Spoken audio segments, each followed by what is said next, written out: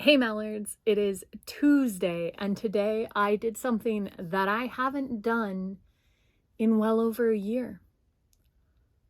I went to the movie theater and I saw a film in the movie theater in person. Today I actually saw two films, but we're only going to talk about one of them right now. The first film that I've seen in theaters in over a year was Shang Chi and the Legend of the Ten Rings, which seems very fitting because if anything was going to get me to go to the theater again, it was going to be a Marvel film.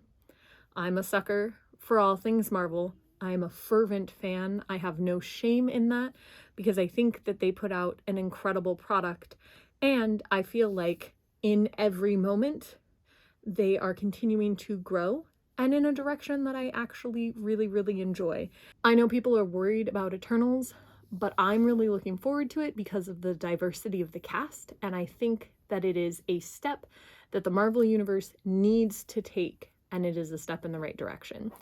This particular film, Shang-Chi, spoilers about to abound, so get ready for that. I feel like this new phase of Marvel has stepped in a different direction, partially due to the multiverse thing that they're going to unlock, but also because I feel like the flagship that they're building this phase around is Doctor Strange, the Multiverse of Madness. And I get that feeling from watching this film and also from the end of WandaVision and the way that Loki was done, that clearly that's going to be the focal point rather than some sort of like Avengers titled film. It's going to focus around the Doctor Strange film. And I feel like they're doing a very good job of building to that. And because that's where they're building and that's sort of the world that they're taking, the entire MCU has sort of taken a magical, strange, mystical turn. Things are not as militarized, and it's not so much about that sort of basic country fighting war kind of idea. There was a bit of that in The Falcon and the Winter Soldier, which very much like tied into that grounded world, and I feel like that'll probably continue with the Hawkeye series, and perhaps they are going to kind of have that street level sort of thing happening in the shows that they have on Disney Plus. But it is very clear that the wider MCU has moved in a more large world direction, and also a more magical direction. So this film centers around Shang-Chi, who is the son of the man who's wielded the 10 rings for thousands and thousands of years. 2,000 years, I think, is what it is. The 10 rings are essentially an artifact of some sort of unknown origin that give a person godlike powers. And the character who wields them, Shang-Chi's father, is not a great guy. It's stated up front that he received them and he could have used them to do a lot of good, but instead all he wanted was power. And so he went in the direction of, I'm going to use them to gain power. And that's where that whole thing has built. But what I find really kind of fun about this is that even though Shang-Chi's dad is a villain and clearly a bad guy, they build the movie from the very beginning.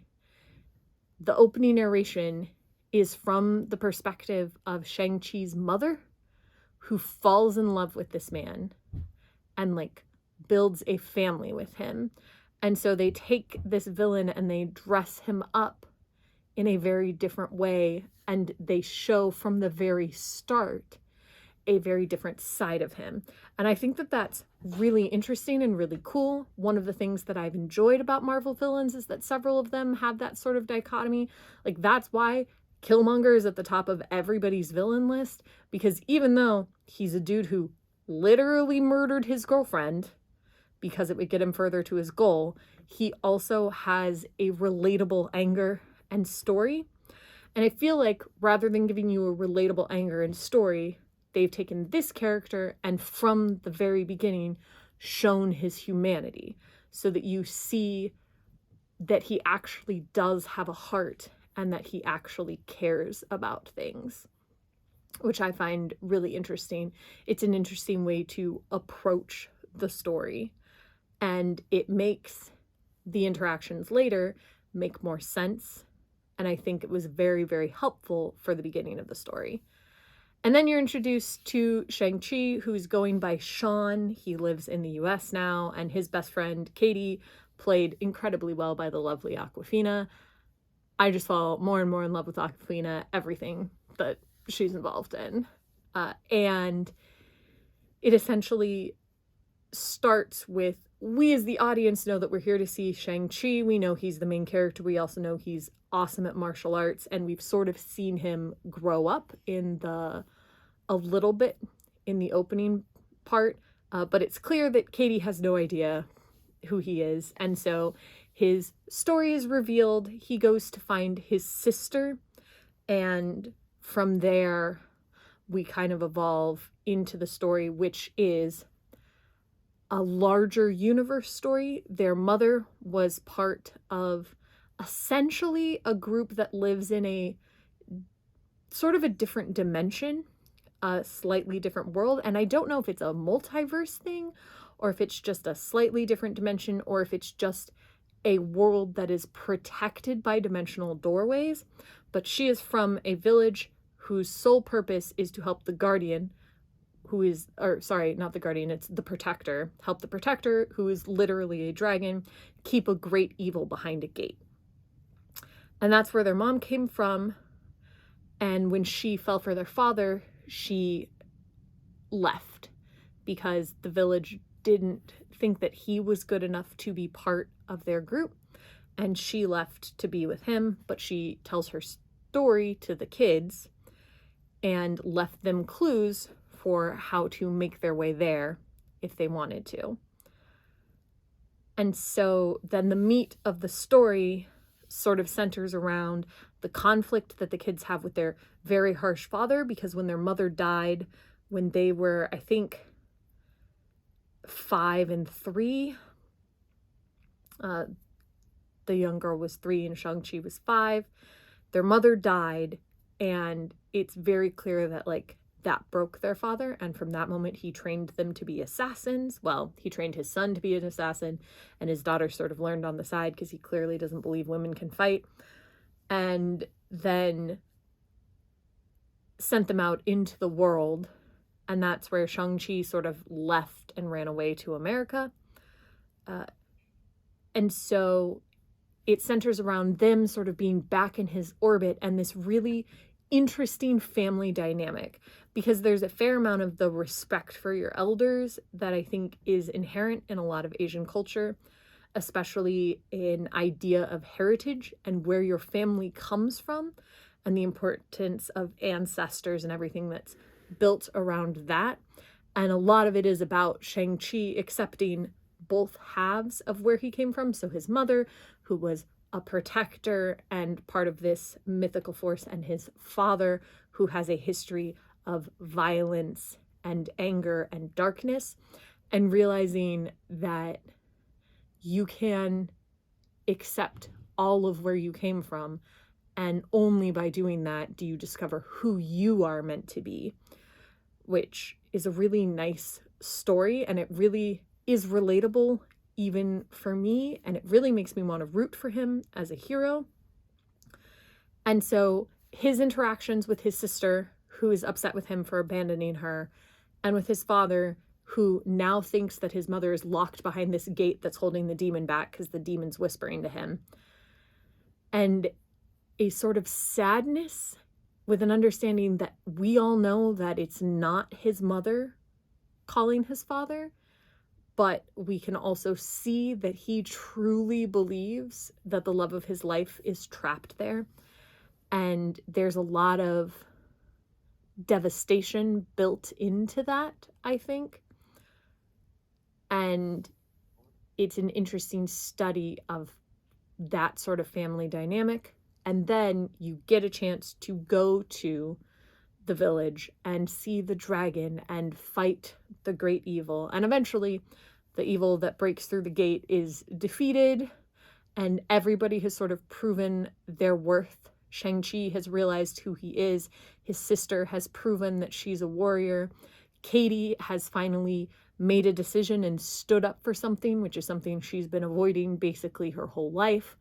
And it all sort of comes full circle. And so I think from beginning to end, it's just a beautifully told story that centers around their family and legacy in a really fun way, and also build some other interesting things into the Marvel Cinematic Universe, largely with the introduction of these 10 rings, which we still don't know the origin of, which can be alluding to a lot of things, which is really fun. And the film also ends with Shang-Chi's sister taking over the 10 Rings organization, clearly training them up for something, which means she could potentially be an antagonist later, or perhaps she's turning the 10 Rings into some sort of shield adjacent group of warriors. I think it could go either way. And so I think that that is fun. But perhaps the best part of this film is the visuals. The world that they create and all of the things that they see are beautiful. There are all these mythical, mystical creatures that inhabit the land they visit, and it's gorgeous. The dragon is stunning. The way that they use the water as part of the fight, and in fact, a bunch of effects with the water, including the end credits, so pretty. The way that water specifically is used in this, I really, really like. And I feel like that is something that I've seen in a lot of Asian, like classic fighting films, that kind of idea of the world frozen, where often you see water droplets that you can push through. It's like a kung fu movie kind of thing. They use that in The Matrix for that reason, because it alludes back to that sort of classic film technique. And so I think it's really cool that they do a lot of incorporating the frozen water and then the water to show and do things, which I think is really, really nice. There's also some fun little cameos and introductions in this. The appearance of Wong is always great. And he's in a cage match with this like huge hulking creature that he's clearly training to fight, and they fight together. And that was really cool and really fun. And then Ben Kingsley's Trevor, or the Mandarin, is part of this, which makes sense because in the Iron Man films, Trevor was the front of the 10 Rings, but obviously not the real 10 Rings. And so Shang-Chi's father was upset of the existence of this and essentially broke Trevor out of jail with the intent to kill him. But then apparently he did a Shakespearean monologue and the guys loved it. So now he just performs for them once a week. He's sort of like a jester for the group, which is hilarious. And Ben Kingsley gives a phenomenal performance. Like, Trevor is an absolutely ridiculous character, but he's really, really fun. And he was a joy to have along on the journey. This film is funny. I laughed often, but it has a serious heart that I really enjoyed. And it has just stunning visuals. All of the fights are beautiful. In the opening sequence, the fight between Shang-Chi's parents when they first meet is gorgeous.